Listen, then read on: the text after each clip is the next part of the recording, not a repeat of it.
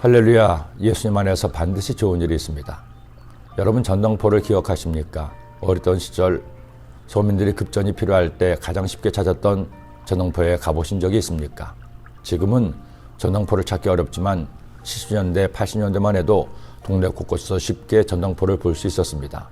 전당포는 물건을 맡기고 돈을 빌리는 곳이었는데 시계나 귀금속, 카메라 같은 값이 나가는 물건을 주로 맡겼습니다.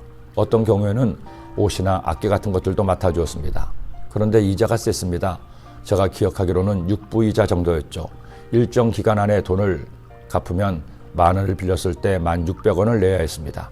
기간이 지나면 당연히 이자도 더 올라갔죠. 지금도 기억나는 전당포에 대한 아련한 추억이 있습니다.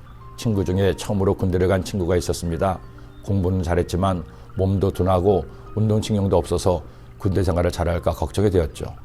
훈련소를 나와 자대 배치를 받았는데 화천 근처에 12사단 보병부대에 배치를 받았습니다. 그때만 해도 서울에서 화천을 가는 것은 만만하지가 않았습니다.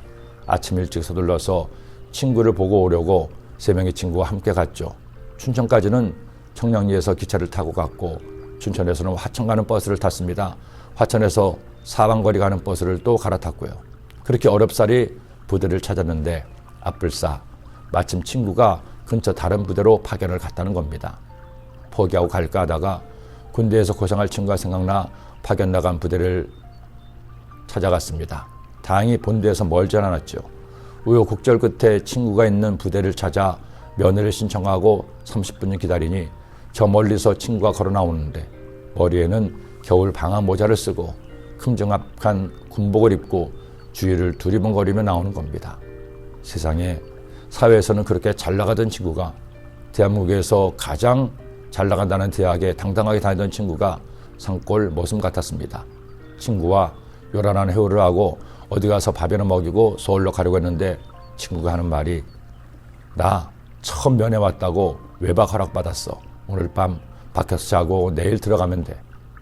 순간 저를 비롯한 친구들은 잠시 말을 잊었습니다.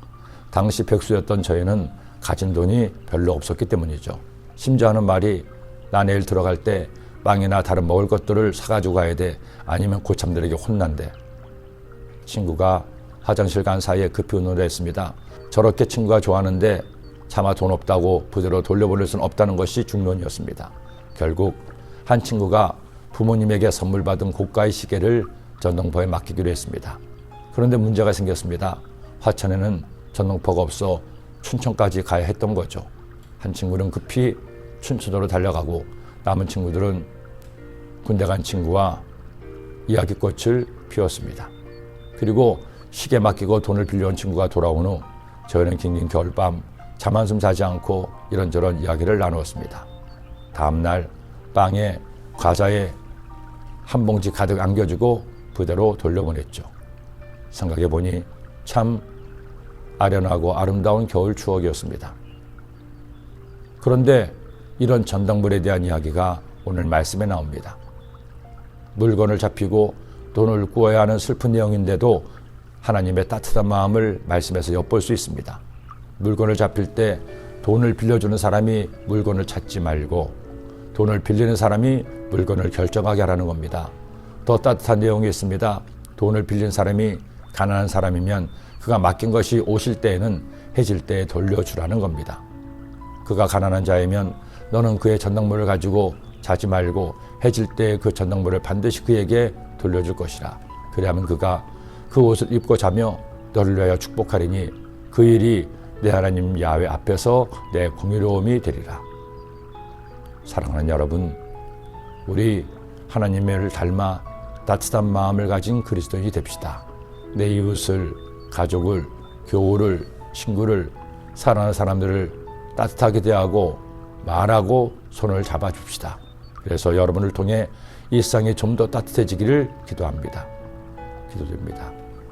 하나님 아버지, 지난 며칠간 계속해서 주시는 말씀을 통해 하나님의 자녀들이 너그럽고 배려하며 베풀고 나누는 삶을 살 것을 깨닫게 하시니 감사합니다.